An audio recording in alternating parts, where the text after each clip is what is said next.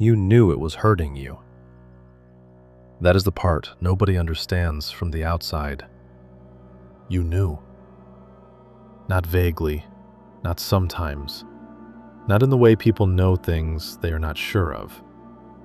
You knew clearly, completely, with the kind of certainty that comes from having lived inside something long enough to understand exactly what it is. And you stayed anyway. And the people around you, the ones who watched from outside, the ones who could see what you could not see from the outside, they said things. Things like, just leave. Things like, you deserve better. Things like, why do you keep going back? And you heard them, and you agreed with them, and you went back anyway. And then you spent years, maybe you are still spending them, believing that meant something terrible about you, about your strength, about your worth, about your judgment. This video is going to tell you what was actually happening, not as an excuse, not to remove your agency or minimize what you went through, as the truth. The specific neurological truth of why leaving someone who hurts you is not a decision your willpower can simply override. And I am going to tell you something at the end of this video that I need you to stay for. Something that changes not just how you understand the relationship, but how you understand yourself inside it. Stay. Let me show you something first. Imagine this moment. You have been in a difficult period with them. Not one day. Days. Maybe weeks. The specific quality of atmosphere you learn to read like weather. The coldness. The distance.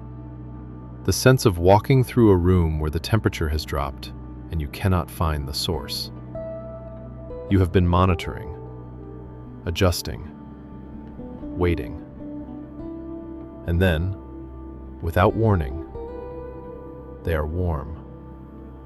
The version you fell in love with. The one who is present and kind and interested in you. The one who looks at you like you are the most important thing in the room. And something happens inside you in that moment. Not just happiness. Something bigger than happiness. Relief so deep it feels like your whole body exhales. Joy that is more intense than joy has any right to be after an ordinary moment. A rush through your entire system that makes the difficult weeks feel not okay exactly, but survivable. Almost worth it. Almost. You have felt that moment. You know exactly what I am describing. And here is what I need you to understand about it. That feeling, that disproportionate, overwhelming, physically felt rush, was not love behaving strangely. That was your brain, responding exactly as it was designed to respond, to something called intermittent reinforcement. And understanding what that is, really understanding it, is going to change everything about how you have been seeing yourself. In the 1950s, a behavioral psychologist named B.F. Skinner was studying how reward affects behavior. He was giving rats food rewards for pressing a lever, and he discovered something that changed our understanding of how every human nervous system, including yours, actually works. When rewards came consistently, every single time the lever was pressed, the rats responded reliably. They pressed when they were hungry. They stopped when they had enough. The behavior was rational, controlled. But when the rewards came unpredictably, sometimes after one press, sometimes after 50, sometimes after 100, something completely different happened. The rats became obsessed. They pressed the lever compulsively. They could not stop. They pressed it when they were not hungry. They pressed it when exhaustion was visible. They pressed it long after it was making any logical sense to keep pressing. The unpredictability did not reduce the motivation. It increased it to a level that consistent reward never, not once, produced. Because a brain receiving consistent reward learns to predict it, knows it is coming, relaxes into the certainty of it. But a brain receiving unpredictable reward never gets to relax, never gets to predict, never gets to stop searching for the next one. The seeking becomes the state, compulsive, relentless, biologically driven. And now I need you to hear this next part, because this is the part that changes everything. You, in a relationship where warmth arrived unpredictably, where kindness came without warning, where you never knew which version was walking through the door, you were the rat. Not as an insult, as a neurological fact. Your brain was doing exactly what every human brain does when exposed to variable reward, becoming addicted to the seeking. And here's the part that makes intermittent reinforcement more powerful than any other form of conditioning. The good moments, the warm ones, the ones where they were the person you fell in love with, were neurologically more powerful than good moments in a stable relationship ever could be. When warmth arrived after cold, when the sun broke through after days of gray, your brain released dopamine. Not the gentle, steady dopamine of consistent love. A flood.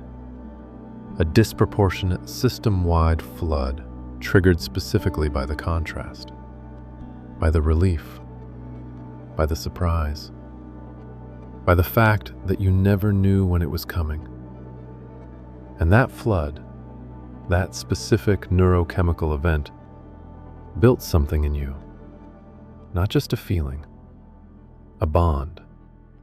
A neurological bond with the same mechanism that makes gambling addictive.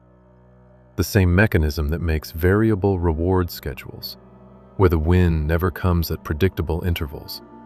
The most powerful form of behavioral conditioning that exists on Earth. Your love for them was not simple love. It was love with the neurological profile of addiction. And you cannot decide your way out of addiction with willpower. That is not how addiction works. That is not how your brain works. That is not what was happening. Now I need to stop here. I need to stop and speak to you directly, because I know exactly what is happening inside you right now. You are thinking, but the good moments were real. When they were kind, they genuinely meant it. I was not imagining it. It was not all manipulation. You are right. And this is the most important thing I am going to say in this entire video. The good moments were real, completely real. And that is exactly why intermittent reinforcement is so powerful, so devastating, so impossible to simply think your way out of. If the warmth had been fake, if it were obviously performed, obviously strategic, your brain would not have responded the same way.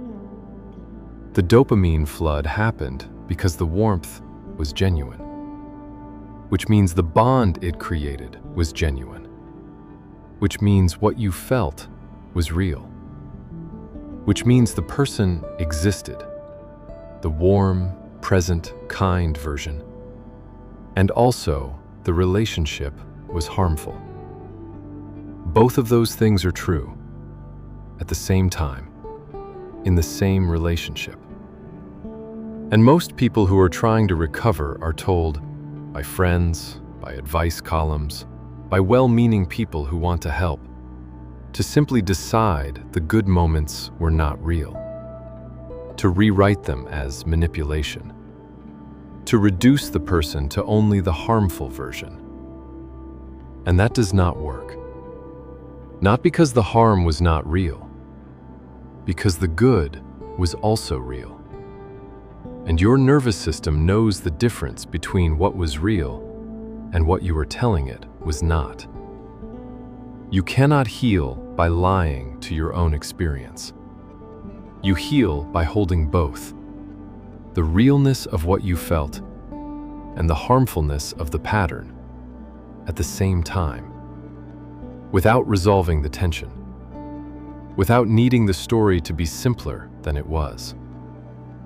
Now let me show you what this built in you specifically, because this is where it stops being about them and starts being about your actual daily life right now.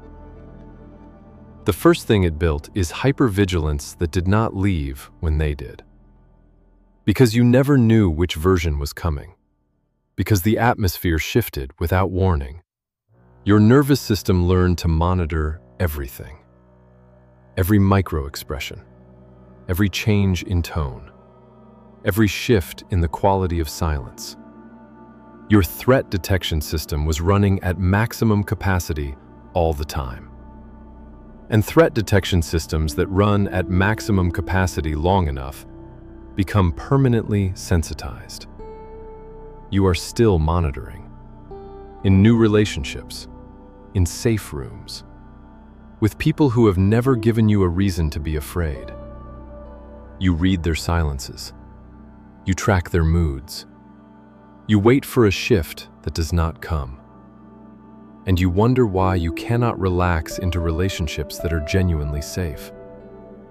You cannot relax because your nervous system has not yet been given enough consistent evidence that the shift is not coming. It is not broken. It is still doing its job. The job is just no longer necessary. The second thing it built is a distorted internal reference point for what love feels like. When the flood was your baseline, when the disproportionate rush of relief after coldness was what love felt like, then consistent love will feel flat by comparison. Not because it is less, because it does not produce the flood. Consistency does not create contrast. And without contrast, the neurochemical response is quieter, steadier, more like a warm room than a fire after weeks of cold.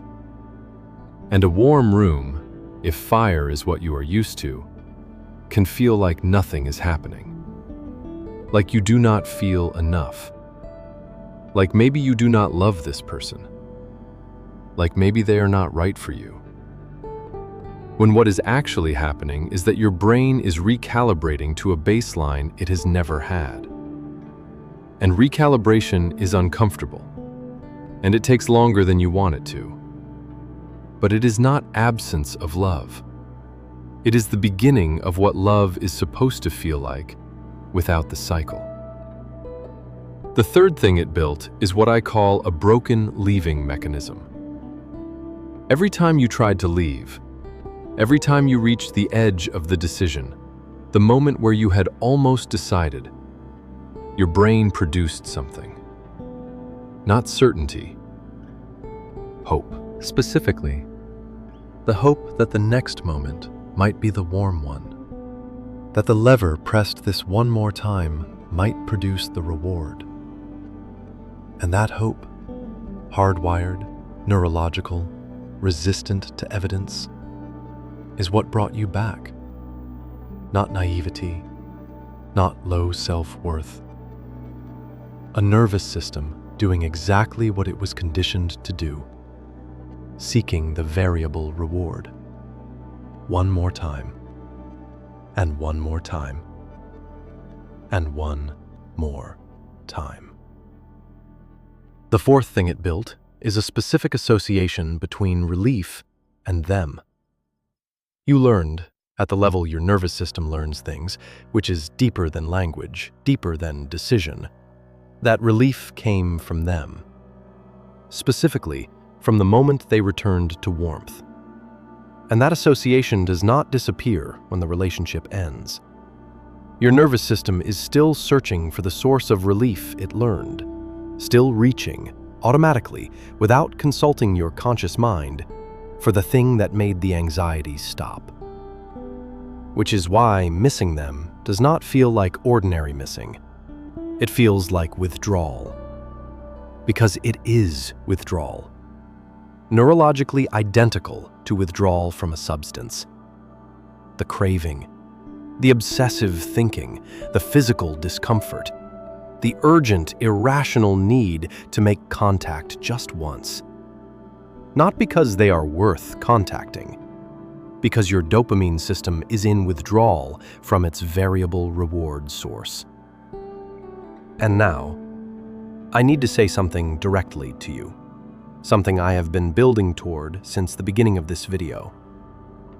Every time you went back, every time you could not leave, could not stay away, could not override the pull with willpower or logic or the clearly stated desire to be done, you blamed yourself. You called it weakness. You called it stupidity. You called it something wrong with you. I need to tell you what it actually was. It was your nervous system doing exactly what every human nervous system does when it has been conditioned by variable reward. Seeking, compulsively, relentlessly, without asking your permission. The problem was never your strength. The problem was never your worth. The problem was a conditioning process so powerful that B.F. Skinner documented it in controlled laboratory conditions and called it the most effective behavioral conditioning mechanism that exists. You were not weak. You were human, in contact with one of the most powerful neurological forces that exists. Now, what actually helps? The first thing is replacing shame with accurate understanding. Not to remove responsibility, to remove the shame that is preventing recovery. Because shame, the belief that you stayed because something is wrong with you, keeps people in the story of the relationship rather than moving through recovery. Accurate understanding. This was neurological conditioning, not character failure. Creates the space for actual healing to begin. The second thing is naming the withdrawal for what it is. When the craving peaks, when the obsessive thinking is loudest, when the physical pull toward contact is undeniable, name it. Not, I miss them. My dopamine system is in withdrawal. Those are different things, and treating them differently, not acting on the craving as if it were accurate information about the relationship, is the difference between recovery and returning. The craving is real. What it is telling you about them is not. The third thing is not trusting the craving as information about the future. The craving will tell you that going back will feel better. It will not. Going back produces temporary relief, the variable reward arriving, and then the cycle begins again. And the cycle beginning again requires another leaving, another withdrawal, another recovery. The craving is not telling you something true about what going back will produce. It is telling you something true about what your nervous system was conditioned to want. Those are not the same thing. The fourth thing is building new, consistent reward, slowly and patiently. Safe relationships. Small, predictable pleasures. The gradual proof, accumulated through repeated experience, that warmth does not have to be preceded by cold to be real. That relief does not require anxiety first. That you can feel something in a relationship that does not make you press a lever to earn it. This takes longer than withdrawal wants it to. The nervous system recalibrates slowly. There is no shortcut. But the recalibration happens, not dramatically, not in a single moment, in small, quiet, accumulating experiences of warmth that simply arrives, without the cycle, without the crash, without the weeks of cold before the sun. And now, the thing I promised you at the beginning. The thing nobody says directly to people who have loved through intermittent reinforcement. Here it is.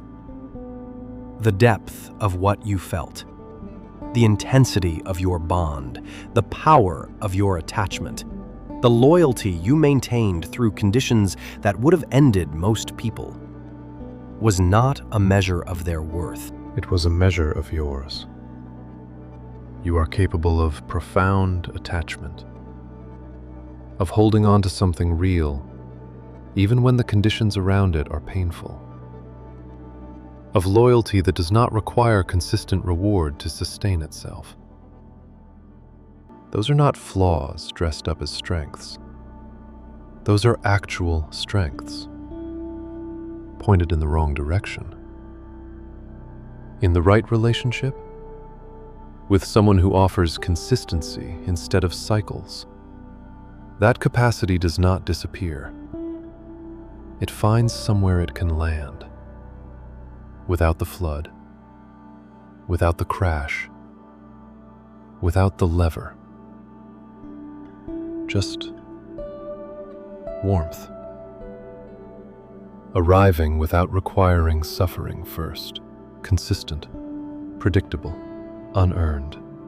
And you, the version of you that gave everything to that relationship, deserve to know what love feels like when it does not cost you something to receive it. You were not the problem. You were the person pressing the lever. The lever was the problem. And you do not have to press it anymore. If this video gave you permission to stop blaming yourself, please share it with one person who is still inside the cycle and still calling it a character flaw. Tell them what it actually is. Subscribe, because this channel exists to replace the shame you have been carrying with the understanding you have always deserved. I will see you in the next one.